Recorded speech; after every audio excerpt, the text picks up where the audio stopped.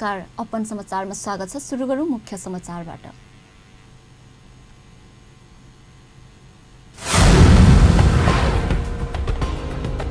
अर्घखाँसीको बागीमा जीव दुर्घटना, 1 जनाको मृत्यु। आज कोजाग्रत पूर्णिमा सम्पन्न तर्की देवी महालक्ष्मीको पूजा आराधना गरी रातभर जागरा बसेर मनाउँदै। काठमाडौँमा हिजोबाट विद्युतीय बस सेवा सुरु। विद्युतीय सवारी साधन प्रबन्धनका लागि सरकारले छुट्टै एकाइ नै गठन गर्ने प्रधानमन्त्री ओलीको भनाई। उद्योग वाणिज्य तथा आपूर्ति मन्त्री मातृका यादव र विश्व बौद्धिक सम्पत्ति संगठनका महानिर्देशक फ्रान्सिस गुरी बीच भेटवार्ता। र नेपाल प्रहरी 17 जना महानायक महानिरीक्षक डीआईजीको सरुवा तथा पदस्थापन।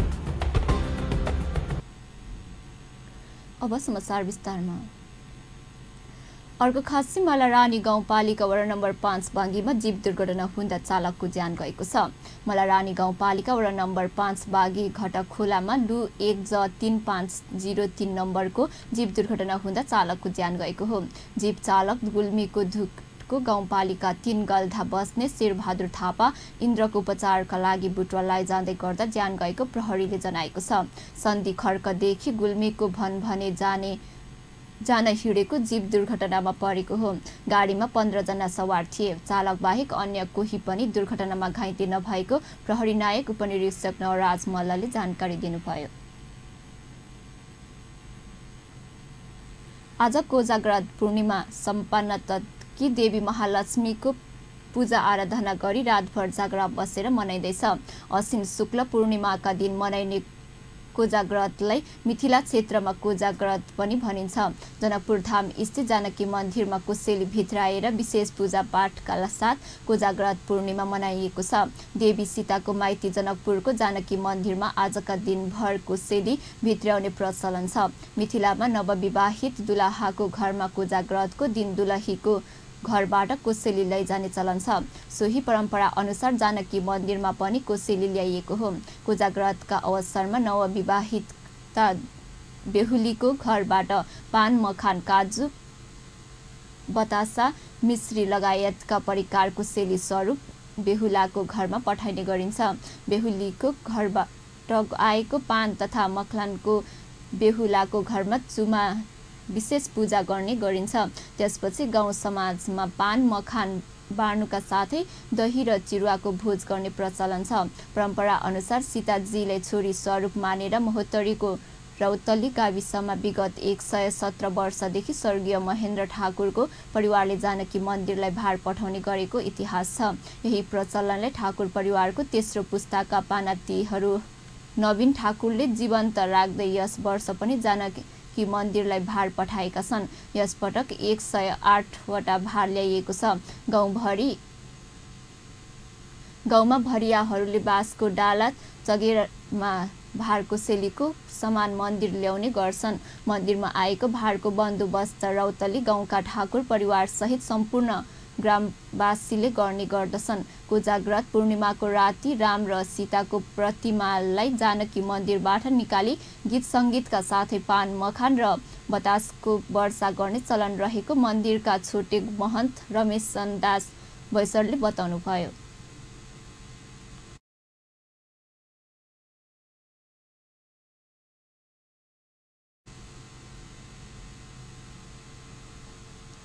कोजाग्रत पूर्णिमाको दिन मिथिलाञ्चल रातभरि जागराम बस्ने प्रचलन पनि छ।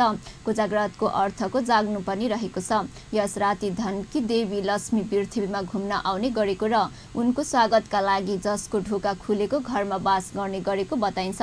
पहाडी समुदायमा दशैंको टीका पूर्णिमासम्ममा मान्यजनबाट लगाउने चलन छ। पूर्णिमाको दिन दशैंको टीका सम्पन्न हुन्छ। अश्विन शुक्ल प्रतिपदका दिनदेखि सुरु भएको दुर्गा पक्ष अर्थात् दशैं पर्व आज कोजाग्रत पूर्णिमाका दिन महालक्ष्मीको पूजा आराधना गरी राति जागराम बसेपछि समापन हुन्छ।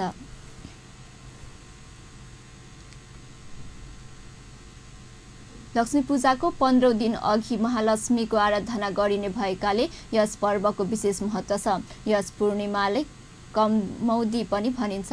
महालक्ष्मीसँगै आज हात्तीमा चढेका इन्द्रको पनि पूजा गर्नुपर्छ। अश्विन शुक्ल पूर्णिमादेखि कार्तिक शुक्ल पूर्णिमासम्म कार्तिक स्नान गरी घर घरमा विशेष रूपमा गरिने तुलसी पूजा पनि आजदेखि नै सुरु हुन्छ। अश्विन शुक्ल पूर्णिमादेखि कार्तिक स्नान गरेर महापातकबाट पनि मुक्त भइने धार्मिक विश्वास छ। कार्तिक स्नान गर्नेले आजदेखि कार्तिक शुक्ल पूर्णिमासम्म 2 दल भएमा मासु, मुगी, मसुरो, चना, भटमास आदि अन्न खान नहुने शास्त्रीय मान्यता छ। पर्साको वीरगञ्जमा एक व्यक्तिले 40 जनासँग लाखौं रुपैयाँ ठगी गरेर फरार भएका छन्। वीरगञ्ज स्थित वडा नम्बर 13 राधेमाईका आशिष कुमार श्रीवास्तवले भारतमा जागिर लगाइदिने भन्दै 40 जनासँग रकम ठगी गरेको खुलासा भएको हो। राधेमाईका फारूक अन्सारी, अफरोज अन्सारी, नरेश चौरासिया, मुकेश कुमार मिश्र लगायतलाई भारतको बनारसमा 40,000 भन्दा बढीको कमाई हुने जागिर लगाइदिने भनेर ठगी गरेको उनीमाथि आरोप छ। पीडितहरूले श्रीवास्तव विरुद्ध जिल्ला प्रहरी कार्यालयमा उजुरी दिएका छन्। राम्रो जागिरको प्रलोभन देखाएर उनले प्रति व्यक्ति 2,11,000 सम्म असुलेका थिए। पीडितहरूले श्रीवास्तवले आफूहरूलाई भारततर्फ लागेर केही दिन राखेर जागिरको अत्तो-पत्तो नपाएपछि पैसा फिर्ता माग्दा उल्टै धम्काएको आरोप लगाएका छन्। ठगीका व्यक्तिहरूको पर्सामा मात्र करिब 40 जना छन्। श्रीवास्तवले अन्य जिल्लामा पनि ठगी गरेको हुन सक्ने भन्दै अनुसन्धान गर्न पीडितहरूले प्रहरी समक्ष अनुरोध गरेका छन्। अब समाचारमा केही बेर विश्रामपछि काठमाडौँमा हिजोबाट विद्युतीय बस सेवा सुरु। विद्युतीय सवारी साधन प्रबन्धनका लागि सरकारले छुट्टै एकाइ नै गठन गर्ने प्रधानमन्त्री ओलीको भनाई। उद्योग वाणिज्य तथा आपूर्ति मन्त्री मातृका यादव र विश्व बौद्धिक सम्पत्ति संगठन महानिर्देशक फ्रान्सिस गुरुबीच भेटवार्ता। र धनुषाको धनुषाधाम नगरपालिका 5/900 विधामा महावीर झण्डा मेलाको उद्घाटन गरिएको छ। विश्रामपछि समाचारमा स्वागत छ। अब बाँकी समाचार। राजधानी काठमाडौँमा हिजोबाट विद्युतीय बस सेवा सुरु भएको छ। विशेष समारोहका बीच ललितपुरको हरिवनमा प्रधानमन्त्री केपी शर्मा ओलीले विद्युतीय बस सेवा सञ्चालनको उद्घाटन गर्नुभएको हो। एसियाली विकास बैंकद्वारा लुम्बिनी विकास कोषका लागि उपलब्ध गराइएका बिजुली बस लुम्बिनीमा अन्तर्राष्ट्रिय विमानस्थल तयार नभएसम्मका लागि राजधानीमा सञ्चालन गर्ने भनेर त्यसको जिम्मेवारी साझा यातायातलाई दिएको हो। उद्घाटन समारोहलाई सम्बोधन गर्दै नागरिक उड्डयन तथा पर्यटन मन्त्री रविन्द्र अधिकारीले वातावरण स्वच्छ राख्दै पर्यटक प्रबन्धनको क्षेत्रमा अघि बढ्ने सवालमा विद्युतीय बस सञ्चालनमा आउनु सुखद पक्ष भएको बताउनुभयो। उहाँले आगामी दिनमा विद्युतीय यातायातका साधनको वृद्धि गर्दै लैजाने तर्फ सरकारको योजना केन्द्रित हुने बताउनुभयो।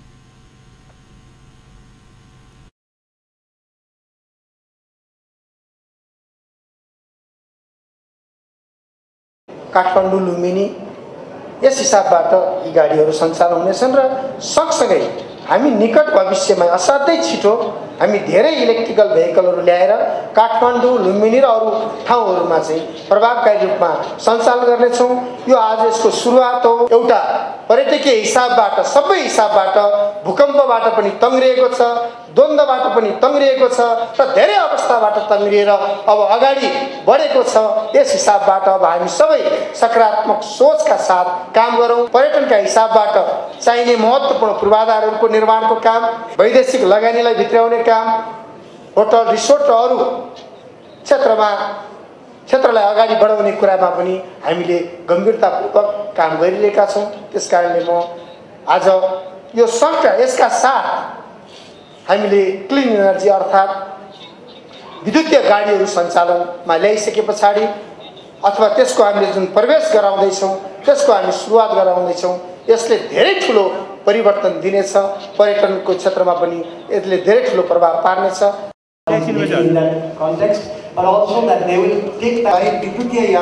साझा यातायातको व्यवस्थापन सञ्चालन हुने विद्युतीय बस हाललाई ललितपुरको पाटनदेखि सिंहदरबारसम्म सञ्चालन हुने बताइएको छ। अहिले 2वटा बस सञ्चालनमा रहे पनि कोषले साझा यातायातलाई थप 3वटा बस उपलब्ध गराउने बताइएको छ। अपाङ्ग मैत्री रहेको सो बसमा चालक सहित 20 जना यात्रु आट्न सक्नेछन्। नेपाल विद्युत प्राधिकरणले विभिन्न 20 स्थानमा विद्युतीय सवारी साधनका लागि आवश्यक पर्ने चार्जिङ स्टेसन स्थापना गर्ने भएको छ। विद्युतीय बस सेवाको उद्घाटनपछि प्रधानमन्त्री ओली, पर्यटन मन्त्री अधिकारी मन्त्रीहरू, काठमाडौँ महानगरपालिकाका मेयर विद्यासुन्दर साख्या तथा ललितपुरको मेयर चुरी बाबु महर्जन लगायतका विद्युतीय बस चढेर सिंहदरबारसम्म आएका थिए। प्रधानमन्त्री केपी शर्मा ओलीले विद्युतीय सवारी साधन प्रबन्धनका लागि सरकारले छुट्टै एकाइ नै गठन गर्ने बताउनु भएको छ। ललितपुरको पुलचोक स्थित हरिहर भवनमा आयोजित एक कार्यक्रममा विद्युतीय बस सेवाको उद्घाटन गर्दै प्रधानमन्त्री ओलीले यस्तो बताउनु भएको हो। सन् 2020 सम्ममा 20% विद्युतीय सवारी साधन पुर्याउने लक्ष्यसहित सरकारले काम गरिरहेको भन्दै उहाँले त्यसका लागि छुट्टै एकाइ नै गठन गरेर सञ्चालन गरिने जानकारी दिनुभयो। त्यसका लागि विद्युतीय यातायात साधन प्रबन्धनका लागि लगानी गर्ने सरकारी निकायबीच छलफल भइरहेको पनि उहाँले स्पष्ट पार्नुभयो। हामीले बिहोर्दै पनि आइराखेका छौँ। अनुभव आज सार्वजनिक गरिएको राष्ट्रिय कार्ययोजनाले जोड दिए चाहिँ विद्युतीय सवारी साधन प्रवर्धनका लागि अब छिट्टै इकाइ गठन गरेर विभिन्न कार्यक्रमहरू सञ्चालन गरिनेछ। यस सन्दर्भमा नेपाल विद्युत प्राधिकरणले देशका विभिन्न 20 ठाउँमा विद्युतीय सवारी साधनका लागि आवश्यक पर्ने चार्जिङ स्टेसनको स्थापना गर्ने भएको छ। विद्युतीय यातायातका साधनको प्रवर्धनका लागि आर्थिक सहयोग र प्रोत्साहन लगानी गर्ने विषयमा समेत सरकारी निकायहरूबीच छलफल विचार विमर्श भइरहेको छ। सन् 2020 सम्ममा नेपालमा चल्ने कुल सवारी साधनमध्ये कमसेकम 20% विद्युतीय इन्धनबाट सञ्चालन हुने लक्ष्य हामीले दिएका छौँ। संस्कृत नागरिक उड्डयन मन्त्री माननीय मन्त्रीज्यू कार्यक्रमका विशिष्ट प्रधानमन्त्री ओलीले हालको लागि थोरै सङ्ख्यामा विद्युतीय बस सञ्चालन गर्ने प्रयास गरिएको भए पनि यसले दीर्घकालीन रूपमा ठूलो उद्देश्यतर्फ सङ्केत गरेको बताउनुभयो। सुरु हुन्छ बिरुवा, ठुलो रुखको बिरुवा पनि ठुलै जन्मिँदैन, सानैबाट जन्मिन्छ। ठुला प्रयासहरू सानैबाट जन्मिन्छ। ठुल्ठुला मान्छे बच्चै जन्मिया हुन्छ। हाम्रो प्रयास पनि सुरुवात हो, सानो सुरुवात हो। लुम्बिनीलाई एडिबीबाट प्राप्त गरेको एडिबीको लुम्बिनीमा चलाउने बस हामीले यहाँ ल्याएर चलाएका छौँ। सानै प्रयास हो, तर यसले ठुलो उद्देश्यतर्फ सङ्केत गरेको छ। कार्यक्रम पश्चात र त्यस बिजुली बसको आफूले अघिल्लो कार्यकालमा नेपालमा वातावरण मैत्री यातायात नीति तर्जुमा गर्नुपर्छ भनेको स्मरण गर्दै उहाँले विद्युतीय यातायातलाई राष्ट्रिय कार्ययोजनाको रूपमा विकास गरेर अघि लैजाने सवालमा विद्युतीय बस सञ्चालनलाई यो कार्ययोजना सुरुवातको रूपमा आफूले बुझेको बताउनुभयो। उहाँले साझाद्वार काठमाडौँ उपत्यकामा सञ्चालन गर्न लागि बिजुली बस देशव्यापी रूपमा स्वच्छ ऊर्जाको रूपमा सबैको ध्यान तान्न सक्षम हुने विश्वास आफूले लिएको बताउनुभयो। लागिएका 5 स्थान बिजुलीका बसहरू देशव्यापी रूपमा स्वच्छ सक्षम हुनेछन् भन्ने मैले विश्वास लिएको छु।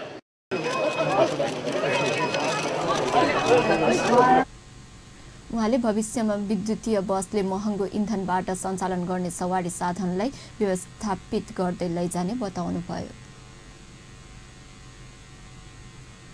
उद्योग वाणिज्य तथा आपूर्ति मन्त्री मातृका यादव र विश्व बौद्धिक सम्पत्ति संगठनका महानिर्देशक फ्रान्सिस गुरीबीच भेटवार्ता भएको छ।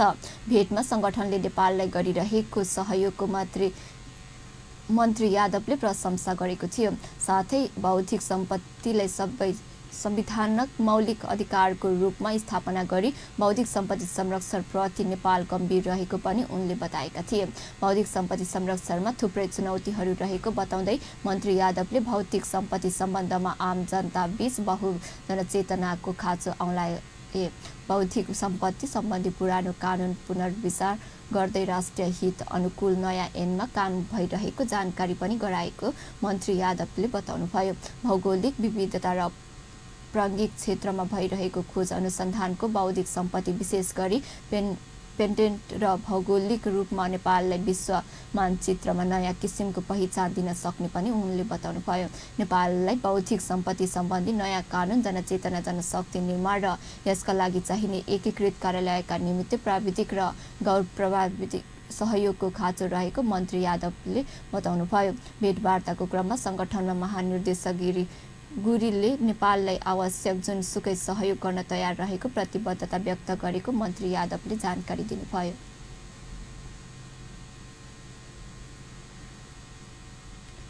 नेपाली कांग्रेसले विजयदशमी शुभ दीपावली नेपाल सम्बन्ध 1139 छठ लगायतका पर्वका अवसरमा आयोजना गर्ने चियापान कार्यक्रम कार्तिक 16 गते शुक्रबार गर्ने भएको छ।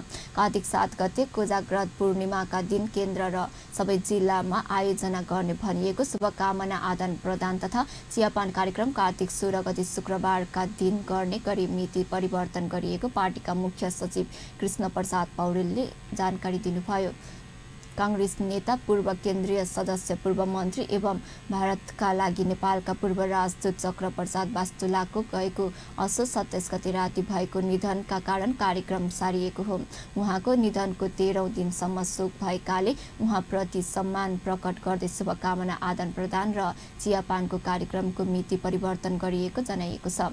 शुभकामनामा आदान प्रदान तथा चियापान कार्यक्रम कार्तिक 16 गते दिउँसो 1 बजेदेखि 5 बजेसम्म पार्टी केन्द्रीय कार्यालय बीपी स्मृति भवन, बीपी नगर ललितपुरमा र उपत्यका 3 जिल्ला बाहेक अन्य जिल्लामा पनि आयोजना हुनेछ। उपत्यका 3 जिल्ला केन्द्रको कार्यक्रममा सहभागी हुनेछन्। पूर्व नीतिप्रति कार्यक्रमको मिति परिवर्तन गर्दा उत्पन्न हुने असुविधाका लागि कांग्रेसले क्षमा याचना गरेको छ। कार्यक्रममा सबै राजनीतिक दलका नेता, मन्त्री परिषदका सदस्य, प्रदेशका सांसद, संवैधानिक निकायका प्रमुख, विशिष्ट श्रेणीका राष्ट्र सेवक, सुरक्षा निकायका प्रमुख, कूटनीतिक नियोगका प्रमुख, उद्योगपति एवं व्यवसायी, पेशागत एवं बुद्धिजीवी, नागरिक समाजका अगुवा, मानव अधिकार कर्मी, सञ्चार गृह, पत्रकार, गैर आवासीय नेपाली सङ्घ संस्थाहरू प्रमुख लगायतलाई आमन्त्रण गरिएको कांग्रेसले जनाएको छ। कांग्रेसका संस्थापक नेता बीपी कोइरालाले 2023 मा भारत प्रवासबाट राष्ट्रिय एकता तथा मेलमिलापको नीति लिई स्वदेश फर्कनु भएपछि बडा दशैंको कोजाग्रत पूर्णिमाका दिन शुभकामना आदान प्रदान गर्न चियापान कार्यक्रम आयोजना सुरु गर्नु भएको थियो। उहाँको निधनपछि पार्टी सभापति बन्नुभएका कृष्ण प्रसाद भट्टराई, गिरिजा प्रसाद कोइराला, सुशील कोइरालाले पनि यो परम्परालाई निरन्तरता दिनुभएको थियो। अब फेरि समाचारमा केही बेर विश्रामपछि धनुषाको धनुषा नगरपालिका 5/900 बिघामा महाभारत झण्डा मेलाको उद्घाटन सुरु।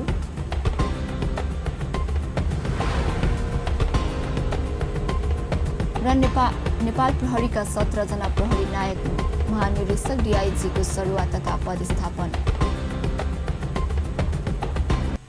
To the Central Engineering College Janakpur commenced by Nepal Technical. विश्रामपछि समाचारमा स्वागत छ। अब बाँकी समाचार। धनुषाको धनुषाधाम नगरपालिका 5/900 बिघामा महावीर झण्डा मेलाको उद्घाटन गरिएको छ। प्रत्येक वर्ष लाग्दै आएको पौराणिक झण्डा मेलाको मंगलबार प्रदेश 2 सरकार आर्थिक मामिला तथा योजना मन्त्री विजय कुमार यादवद्वारा उद्घाटन गरिएको हो। कार्यक्रममा मन्त्री यादवले मिथिलाको परम्परागत धरणी खेल देखेर उत्साहित भएको भन्दै यस खेलमा प्रदेशदेखि राष्ट्रिय स्तरसम्म स्थापित गर्न पहल गर्ने प्रतिबद्धता जाहेर गर्नुभयो। यसैबीच सोही कार्यक्रमको अवसरमा नेकपा र नेपाली कांग्रेसबाट पार्टी परित्याग गरी संघीय समाजवादी फोरम नेपालमा 100 जनाले पार्टी प्रवेश गरेका छन्। समितिका अध्यक्ष सागर यादवको अध्यक्षतामा भएको कार्यक्रममा केही दिन अघि असामयिक निधन भएका स्थानीय फोरम कार्यकर्ता विजय यादवप्रति श्रद्धाञ्जली अर्पण समेत गरिएको थियो। जनकपुरधाम उपमहानगरपालिका वडा नम्बर 23 लादो बेलामा श्री महावीर झण्डा मेला सुरु भएको छ। मेलाको उद्घाटन जनकपुर धमुक महानगरपालिका मेयर लाल किशोर शाहले गरेका छन्। उद्घाटन कार्यक्रममा मेयर शाहलाई झण्डा मेला समितिले 55 किलोको माला लगाई सम्मान समेत गरेका छन्। मेयर शाहले यस्ता कार्यक्रमले सामाजिक एकतामा वृद्धि हुने बताए। स्थानीय हिन्दू र मुस्लिम समुदायले चन्दा सङ्कलन गरी झण्डा मेला लगाएको मेला समितिका अध्यक्ष ललित शाहले बताउनुभयो। कार्यक्रममा राजपाका नेता मनोज चौधरी, वडा अध्यक्ष शत्रुघ्न पण्डे लगायतका सहभागिता रहेको थियो। नेपाल प्रहरीका 17 जना प्रहरी नायक महानिरीक्षक DIG को सरुवा तथा पदस्थापन भएको छ। गृह मन्त्रालयले 6 जनाको सरुवा तथा 11 जनाको पदस्थापना गरेको हो। DIG मनोज न्यौपानेको प्रहरी प्रधान कार्यालयको प्रहरी निरीक्षक लगायत शेरबहादुर बस्नेतको महानगरीय विमानस्थल सुरक्षा प्रहरी कार्यालय, गौचर दिनेश अमात्यको महानगरीय ट्राफिक प्रहरी महाशाखा, नारायण सिंह खड्काको प्रहरी प्रधान कार्यालय प्रबन्धक कमल बहादुर जीटीको प्रधान कार्यालय विशेष ब्युरो र पीताम्बर अधिकारीको प्रदेश 5 प्रहरी कार्यालयमा सरुवा भएको छ। यस्तै DIG-मा बढुवा भएका शैलेश थापा महानिरीक्षक प्रहरी कार्यालय रानी पोखरीको प्रमुख हुनुभएको छ। विनोद शर्मा घिमिरेको प्रहरी महानिरीक्षकको सचिवालयमा, विकास श्रेष्ठको साइबर ब्युरो, ठाकुर प्रसाद ग्वालीको अख्तियार पूर्णचन्द्र जोशीको राजमार्ग सुरक्षा तथा ट्राफिक निर्देशनालय, तारण्य प्रसाद लम्सालको सुरक्षा सेवा निर्देशनालय, हरिबहादुर पालको प्रदेश 2 प्रहरी कार्यालय, निरबहादुर शाहीको अपराध अनुसन्धान विभाग ब्युरो, प्रधुन कार्कीको प्रशिक्षण प्रतिष्ठान, हरिभक्त प्रजापतिको महिला तथा बालबालिका सेवा निर्देशालय र सूर्य प्रसाद उपाध्यायको राष्ट्रिय सुरक्षा परिषद सचिवालयमा पदस्थापना भएको छ।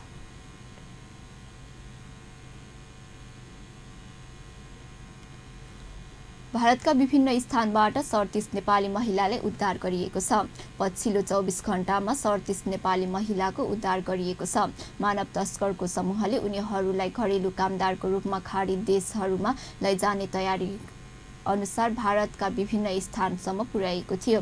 सोमबार साँझ 28 जना महिलालाई नयाँ खण्ड भन्ने स्थानको सृजन विहार सोसाइटीको 2वटा फ्ल्याटबाट उद्धार गरिएको थियो। मंगलबार बिहान ज्ञानखण्ड भन्ने स्थानको अर्को फ्ल्याटबाट छापा मारेर थप 9 जना नेपाली महिलाले उद्धार गरेको थियो। ती 7 महिलाहरूसँगै भारतसम्म पुर्याएका अरू 2 जना पुरुषलाई पनि भारतीय प्रहरीले नियन्त्रणमा लिएको छ। छापा मार्ने क्रममा नेपाल सरकारबाट जारी गरिएको 17 थान पासपोर्ट बरामद भएका छन्, जसमा विभिन्न खाडी मुलुकमा पर्यटन भिसा लागेको छ। उनीहरूलाई आकर्षक तलबको लोभ देखाइएको थियो। अन्त्यमा मुख्य समाचार पुनः एकपटक। अर्घाखाँसीको बागीमा जीव दुर्घटना, 1 जनाको मृत्यु।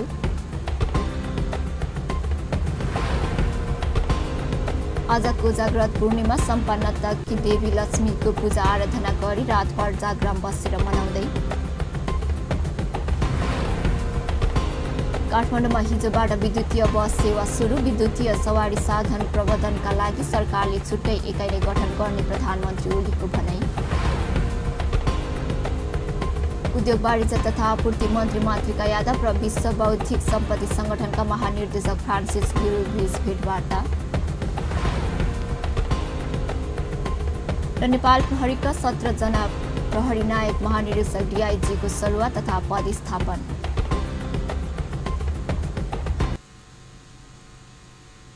हस्त अहिलेलाई समाचार यति नै। पल पल खबर तेज नजर अपन टेलिभिजन हेर्दै गर्नुहोला। नमस्कार।